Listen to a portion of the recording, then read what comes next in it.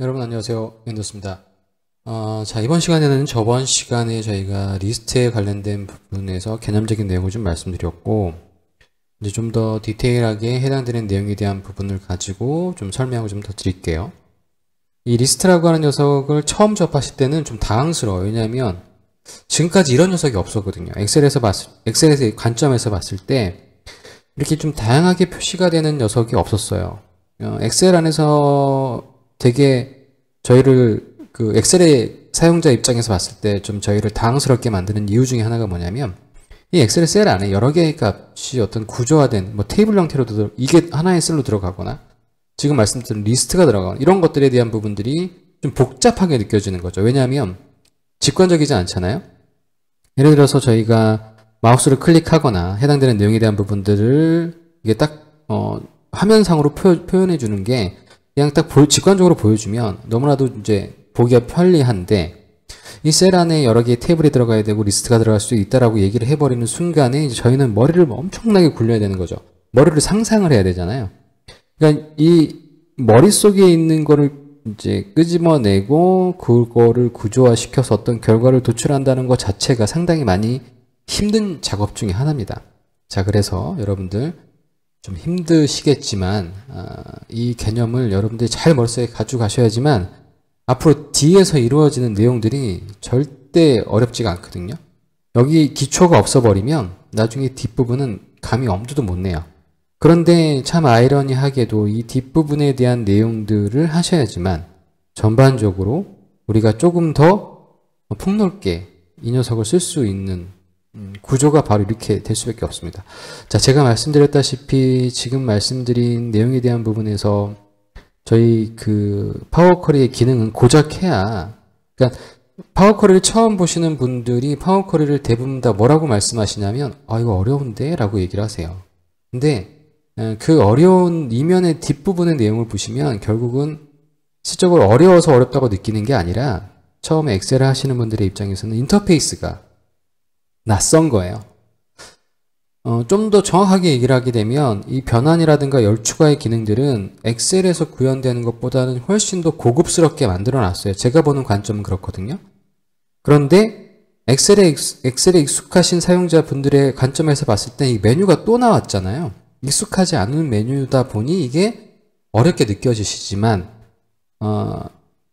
제 강좌를 계속 들어서 잘 따라오셨던 분들은 아마 이제 엑셀 함수를 가지고 뭘 처리하거나 엑셀을 돌아가서 셀 기반으로 뭘 처리하는 게 조금은 이제 부자연스럽거나 굳이 뭐 이렇게까지 해야 되는, 한 방에 해결되는 방법이 있는데 이런 경지에 가셨다면 또는 지금의 상태가 그런 상태라고 하시면 정말 잘 쓰고 계시는 겁니다. 파워쿼리에 이제 적응을 하신 거예요. 그런데 이제 그러면 저희가 이제 기본적인 적응이 끝났으니까 이제 웬만한 거에 대한 부분들을 좀 뛰어넘는 다음 단계가 필요하잖아요. 그러려고 하시면 반드시 거쳐야 되는 기본적인 내용이 바로 이런 내용들이에요. 자, 그래서 보시면은 이 개념에 대한 부분 여러분들 꼭 이해하셔야 돼서 제가 어쩔 수 없이 또 화면 필기를 좀 해야 될 것 같습니다. 자, 보시면 제가 말씀드린 내용 중에서 여러분이 꼭 기억하셔야 될 것 중에 하나가 뭐냐면 이 테이블에 대한 구조예요. 자, 테이블에 대한 구조가 있고 지금 보시는 것처럼 이 열을 저희가 필드라고 얘기를 하죠. 그리고 하나의 줄에 해당되는 요 녀석은 레코드라고 얘기를 하죠. 그래서 이 레코드라고 하는 녀석을 보시면요, 레코드는 줄이잖아요. 직관적으로 제가 표현을 해드리면 줄이잖아요. 테이블에서의 줄을 그냥 쭉 잡아 당기면 레코드가 되잖아요. 그런데 이제 이렇게 표현하게 되면 또 머리 아프거든요. 관련되어 있는 컬럼, 필드들의 집합. 이렇게 되면 이 레코드라고 하는, 또 줄이라고 하는 게 개념이 또 의미가 조금 이게 뭔가 좀 복잡스러운 개념인데 이렇게 갈 수도 있거든요. 그런데 그냥 다른 말로 표현한 거거든요. 즉 이 줄은 결국은 뭐죠? 이러한 필드들의 집합이죠. 필드들의 집합이에요. 그렇죠? 네. 그래서 여러분들이 무언가를 처음 하시려고 하실 때는요, 기본적으로 용어 있죠. 용어를 계속 여러분들이 좀 의미심장하게 이해를 좀 하셔야 돼요. 왜 이런 사람들이 이런 용어를 썼고 그 이름에 대한 용어에 대한 정의를 한 번쯤은 여러분들이 아주 천천히 음미하면서 해당되는 내용들을 잘 파악을 하시는 게, 꼭 외우려고 하지 마시고 이해를 먼저 하시는 게 가장 중요하거든요. 그게 잘 이해만 되시면 나머지 뒤 후타에서 나오는 여러 가지 뭐 복잡한 개념들 있죠. 결국 그 개념들은 기초적인 것에 쌓아 올리는 하나의 블럭이기 때문에 기초만 잘 여러분이 이해만 되시면 그 위에 아무리 무거운 블럭을 많이 쌓은다고 하더라도 크게 버겁진 않습니다. 근데 기초가 만약에 흔들린 상태에서 막 위에 올라가게 되잖아요. 그러면 결국 못 버티고 허물어질 수밖에 없거든요. 자, 그래서 레코드라고 하는 개념도 분명히 들어갑니다. 레코드는 기본적으로 어떻게 되어 있죠? 필드들이 있어야 돼요. 필드들이. 자, 그래서 우리가 엑셀에서도 보시면 테이블명, 그 다음에 중괄호 하시고, 그 다음에 뭐죠? 필드명. 필드명이죠. 필드명입니다. 즉, 열이죠, 열. 자, 그래서 요 구조를 가지고 간다라고 하는 거 여러분들 꼭 기억을 해 주시고요. 자, 그러면 이제 저는 이제 리스트에 대한 또 다른 형태를 한번 확인해 보실게요. 자, 그냥 제가 다 지울게요. 지금 보시는 것처럼 이것도 혼동될 수 있으니까 기존에 했던 거 여러분들 그냥 테이블에 대한 부분만 표시를 해드리기 위해서 제가 에제 파일을 가지고 기존에 했던 머지 에제 파일을 가지고 제가 표현을 해드렸는데 혹시 또 이거 보시면서 에제 파일 또 어딨냐 이렇게 하실 수 있으니까 요거마저도 치우고 그냥 여러분들 빈 셀 그냥 여신 다음에 아무것도 없는 엑셀 파일 여시고 파워 쿼리로 들어오신 다음에 새 원본에서 기타 원본에 빈 쿼리를 가시면 됩니다. 자, 빈 쿼리 가시면 쿼리 하나는 새롭게 만들어졌잖아요. 자, 그래서 수식 입력창에다가 이퀄 하시게 되는데 수식 입력창 마저 안 보이시는 분들은 보기 가시면은 여기 보시면 수식 입력줄, 저는 지금 현재 편집 상태인 상태이기 때문에 여기에 활성화가 안 되지만 밖으로 나가셔서 보기에서 수식 입력줄을 체크를 하시면 지금 상단에 보시는 우리 엑셀에서의 함수 입력하시는 수식 입력창과 똑같은 형태의 수식 입력창이 활성화되는 걸 확인하실 수 있으실 거고요.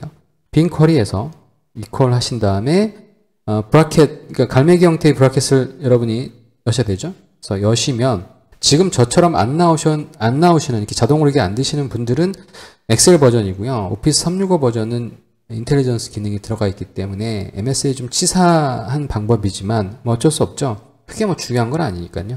그래서 중괄호를 여시고 1,2 하시면은 그리고 엔터 하시면은 목록에 1,2가 나오는 걸 확인하실 수 있으실 거예요. 자, 여기에서 또 어떠한 항목도 있냐면 1,2였잖아요. 그런데 제가 리스트 안에 또 리스트를 만들어 볼게요. 예를 들어서 리스트는 제가 갈매기 형태의 중괄호를 만들었잖아요. 다시 또 갈매기 형태 중괄호를 넣어서 이번에는 3,4 이렇게요. 그래서 이게 먹는지 안 먹는지 한번 확인해 보시죠. 그런데 먹었어요. 지금 보시는 것처럼 리스트 안에 리스트를 또 넣었는데 리스트 안에 또 리스트가 나왔고 당연히 3,4가 나온 거 확인하실 수 있으시죠. 자, 그러면 이제 그러니까 리스트 안에 들어갈 수 있는 게 뭔지를 한번 이제 확인해 보시는 거예요. 그래서 콤마 이번에는 큰 따옴표를 주고 A 문자죠, 문자를 집어넣습니다. 자, 그래서 엔터를 하시면 문자도 들어간 거 보이시죠? 자, 그러면 이번에는 아까 보셨던 것처럼 이제 중괄호를 가지고 한번 확인해 볼게요.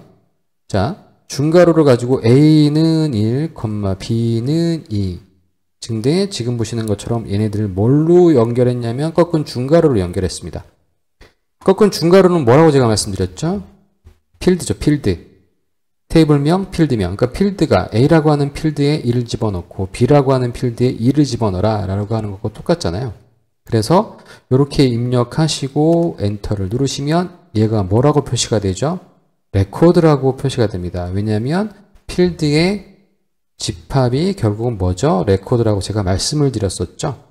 자, 그렇기 때문에 레코드를 선택해 보시면 A라고 하는 열과 B라고 하는 열이 있고 A라고 하는 열에는 1을 집어넣고 B라고 하는 열에는 2를 집어넣었다라고 하는 거 지금 보시는 것처럼. 그러니까 지금 리스트 안에 숫자 들어가죠? 문자 들어가죠? 날짜 당연히 들어가겠죠? 그 다음에 리스트 안에 리스트 들어갔어요. 그렇죠? 이제 마지막 정점을 찍어 보도록 하겠습니다. 뭐냐면 리스트 안에 테이블이 들어갈 수 있는지 없는지를 한번 좀 확인해 볼 거예요. 자, 그래서 보시는 것처럼 테이블을 집어넣을 때는 어떻게 집어넣으셔야 되냐면 테이블이라고 하는 걸 표시해 주겠어. 샵 테이블. 그 다음에 가로를 여시고 요 안에다가 써주시면 돼요. 자, 그래서 테이블은 기본적으로 뭐가 있어야 되죠? 줄과 레코드와 그죠? 줄과 칸이 있어야 돼. 필드가 있어야 되잖아요. 그래서 저는 필드명을 지금 보시는 것처럼 A, B라고 하는 필드를 하나 만들어 줄 겁니다. 이 필드를 만들 거고요. 이 필드에 들어갈 수 있는 녀석들은 지금 보시는 것처럼 1,2 그 다음에 여기 보시면 콤마하고요. 3,4 자, 그러면 요 구조 잘 보세요.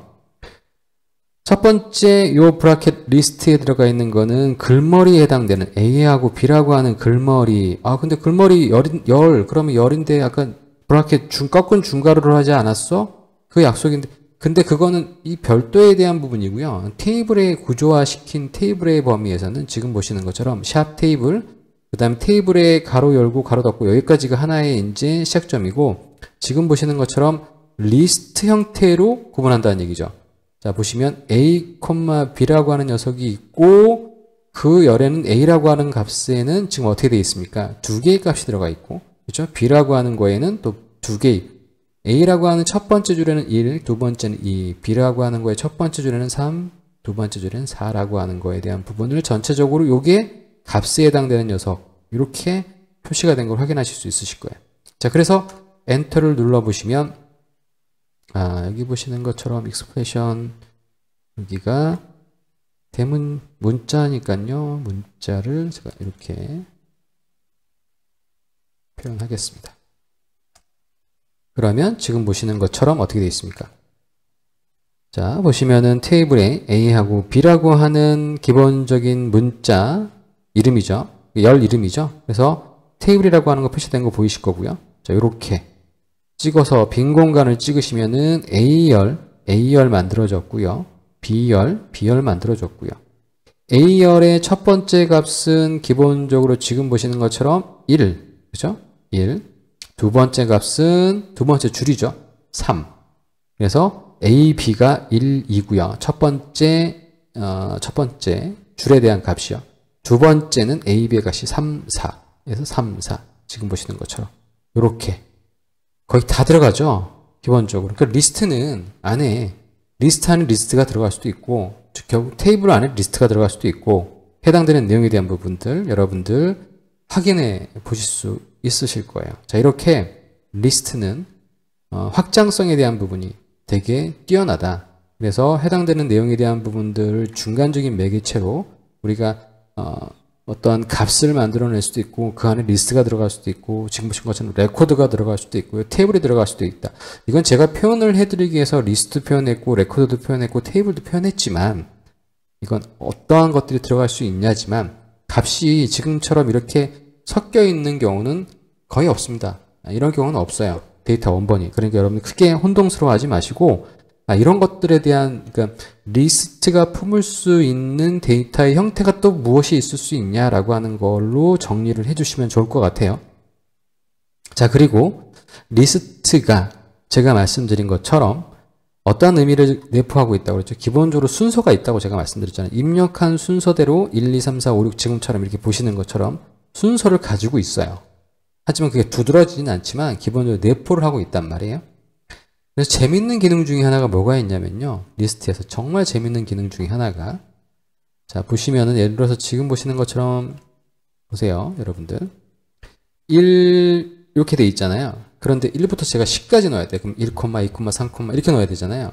자, 여기에서 1, 점점, 그 다음에 10, 그 다음에 중괄호로 갈매기 중괄호로 닫아주시면 이 의미는 1부터 10까지 어떻게 해요? 순차적으로 집어넣어라. 되셨어요? 1부터 10까지. 대박이지 않습니까, 여러분들?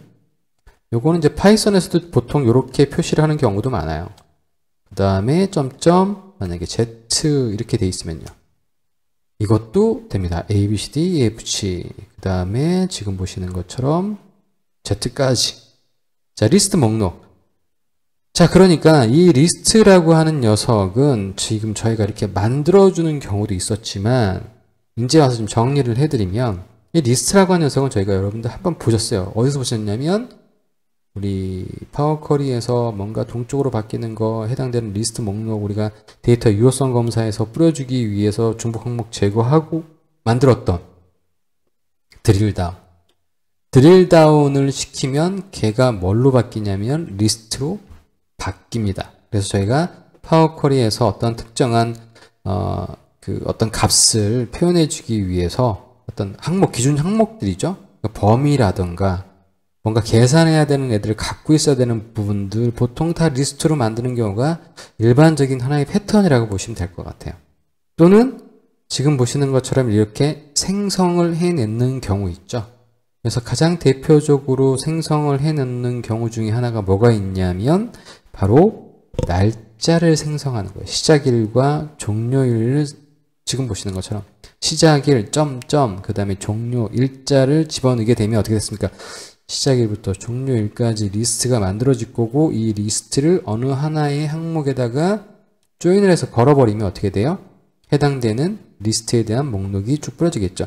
자, 그럼 제가 이렇게 설명을 드릴게요. 만약에 예를 들어 세일즈 포캐스트를 해야 돼요.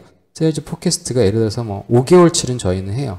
그러면 기본적으로 프로덕트 시트가 있을 거고 영업사원들이라든가 아니면 어떤 그 데이터를 입력하는 포캐스트를 해야 되는 사람들에게 해당되는 날짜 구간만큼 엑셀의 양식을 만들어서 배포를 해주고 그 사람들은 그 양식에다가 나는 이번 달에 얼마 팔 거고 다음 달에 얼마 팔 거고 이렇게 5개월치 포캐스트를 다 입력을 해 놓으면 그거를 갖다가 엑셀 파일 폴더에다 집어넣고 그 엑셀 파일 폴더에서 똑같은 구조로 지금 제가 뿌려줬잖아요. 그러니까 그걸 다시 다 취합해서 담당자들은 세일즈 포캐스트 입력한 내용들을 분석해서 또 미리 이 영업사원들이 나는 앞으로 5개월 동안 이 물건들을 얼마만큼 팔 거야 나의 세일즈 포캐스트는 어떻게 돼? 라고 하는 거를 파워쿼리로 집계하면 되잖아요.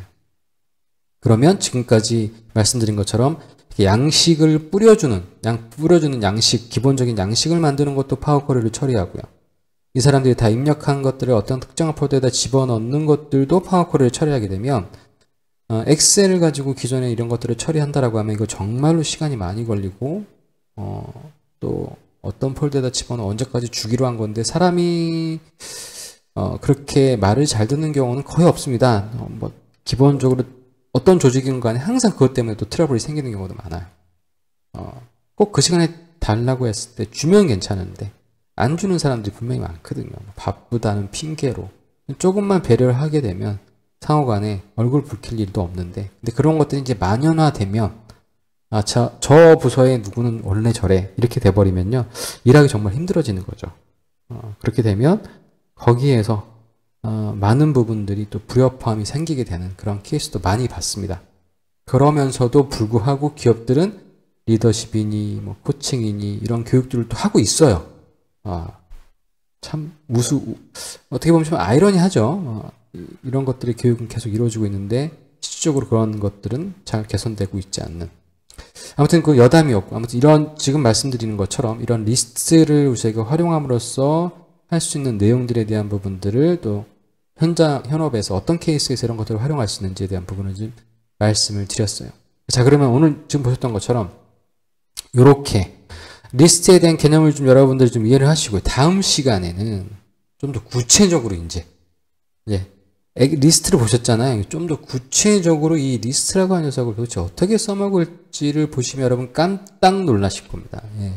리스트 함수를 가지고 저희가 뭘 할 수 있는지 리스트 함수가 얼마나 많은 종류가 있는지를 여러분들이 보시면 내가 리스트를 해야 되겠구나 라고 또는 난 리스트를 포기해야겠구나 라고 하는 기준점을 제시해 드릴 수 있을 것 같아요. 보시고 여러분들 될 수 있으시면 리스트 난 포기하겠다라는 생각을 하시는 것보다는 저거 해볼 만한데 도전 한번 해보고 싶은데 될 수 있으면 이런 방향으로 좀 마음을 먹으셨으면 좋겠습니다. 자, 오늘도 동영상이 20분을 거의 향해 가고 있기 때문에 더 말씀드리는 것보다는 여기서 중단하고 저는 다음 시간에 리스트를 가지고 저희가 할 수 있는 내용들에 대한 부분들 아주 여러 예 중에서 단편적으로 이제 몇 가지 한두 가지만 보시면서 왜 리스트가 필요하고 리스트를 어떻게 써먹을 건지에 대한 내용에 대한 부분으로 다시 한번 여러분들 찾아뵐 수 있도록 하겠습니다. 자, 여러분들 오늘 고생 많으셨고요. 반드시 또 오늘 말씀드렸던 내용 잘 정리하셔서 여러분들 걸로 꼭 만드시기를 간곡히 부탁드리겠습니다. 자, 저는 여기까지 하겠습니다. 감사합니다.